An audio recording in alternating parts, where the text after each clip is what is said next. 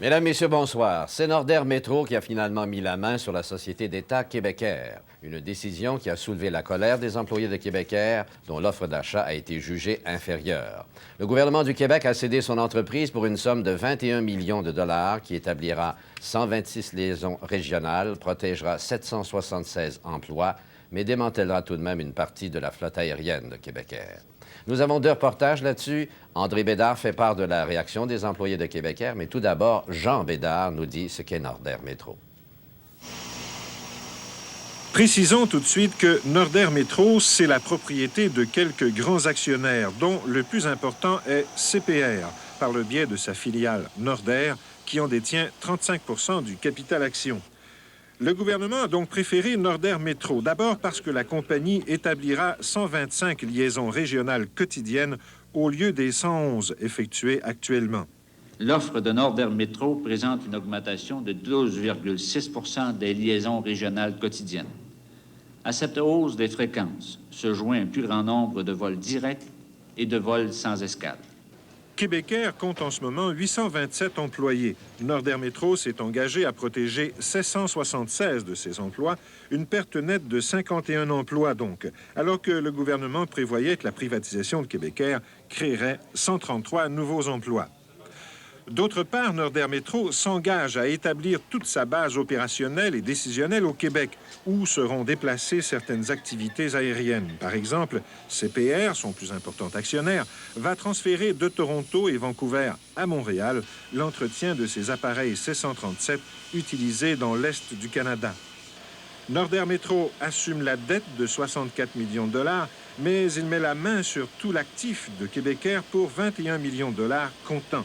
De cette somme, il ne restera que 10 millions de dollars quand le gouvernement aura épongé le déficit d'exploitation de cette année et d'autres frais comme les primes de séparation. Le gouvernement a aussi décidé de vendre à la compagnie CPR les actions qu'il détient dans Nordair. Une transaction qui va consacrer éventuellement la fusion Nordair-CPR. CPR qui, en bout de ligne, s'avère le grand gagnant de la privatisation de Québécaire. Jean Bédard, à Québec. En 1946, par des membres de la famille Briand de Rimouski pour assurer une liaison rapide entre les villes périphériques et les centres de Québec et Montréal.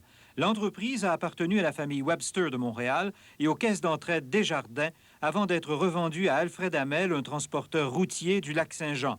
En juillet 81, pour bloquer une prise de contrôle par Nordair, le gouvernement du Québec injecte 15 millions de dollars. Alfred Hamel refuse l'offre de Nordair et le vrai propriétaire devient le gouvernement. Depuis cette date, le gouvernement a englouti 93 millions de dollars. La nouvelle direction prend la responsabilité de l'exploitation à compter de demain.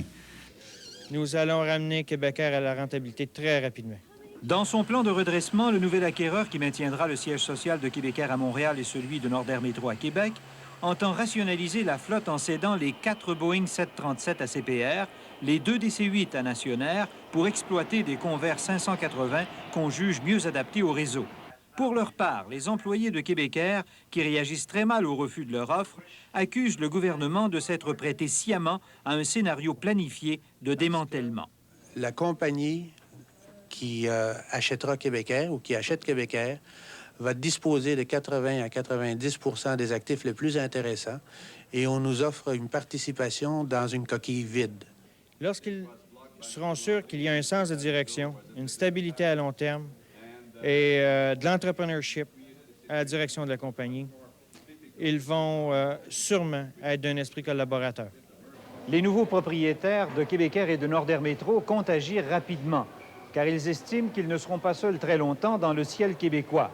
On pense que dans quelques mois, Air Canada ou un indépendant pourrait créer un nouveau transporteur régional pour briser le monopole actuel, ce qui provoquerait inévitablement une nouvelle guerre de prix. André Bédard, à Québec.